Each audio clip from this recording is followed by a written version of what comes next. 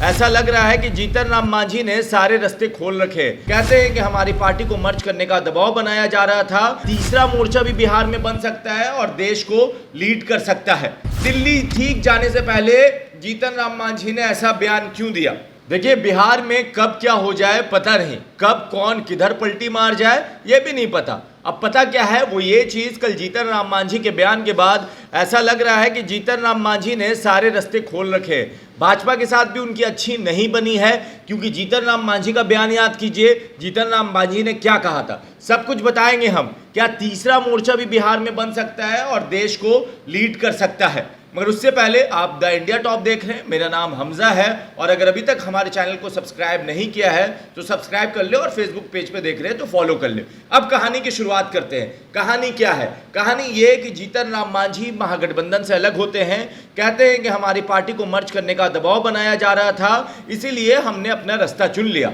अब उसके बाद क्यास लगाए जाने लगे कि हो सकता है कि जीतन राम मांझी ने इधर से छोड़कर अब भाजपा के पास सीधा जाएंगे, और ये क्यास 2-3 दिनों तक चलता रहा। जीतन राम मांझी कार्यकारिणी की बैठक बुलाते हैं अपनी पार्टी की, और उस पार्टी की बैठक में पूरी बातचीत लंबी चलती है, और उसके बाद वो प्रेस कॉन्फ्रेंस करते हैं। अब प्रेस कॉन्फ्रेंस में जीतन राम मांझी ने कहा वो जानना बहुत ज़रूरी है, और उस एक लाइन से आपको सारी चीज़ क्लियर हो जाएगी कि बिहार की राजनीति में क्या हो सकता है।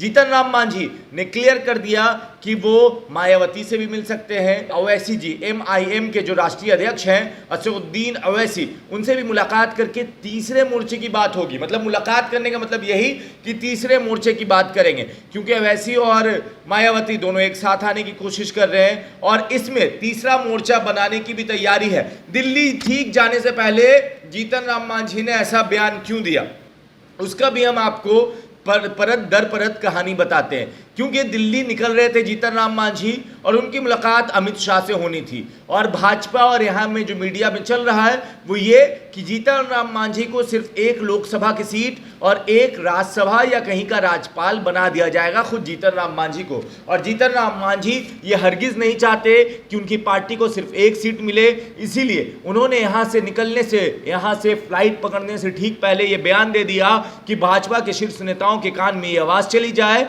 कि जीतन राम मांझी अगर महागठबंधन में नहीं है तो उसका आखिरी और पहला और आखिरी ऑप्शन भाजपा नहीं है, उनके पास और भी ऑप्शन है। और मायावती और असदुद्दीन अवैसी और बाकी पार्टियों के साथ अगर तीसरे मोर्चे में जीतन राम मांझी आएंगे तो ये भाजपा को भी पता है कि सबसे ज्यादा डैमेज भाजपा होगी, महागठबंधन नहीं, और इसीलिए प्रेशर पॉलिटिक्स खेल गए हैं जीतन राम मांझी।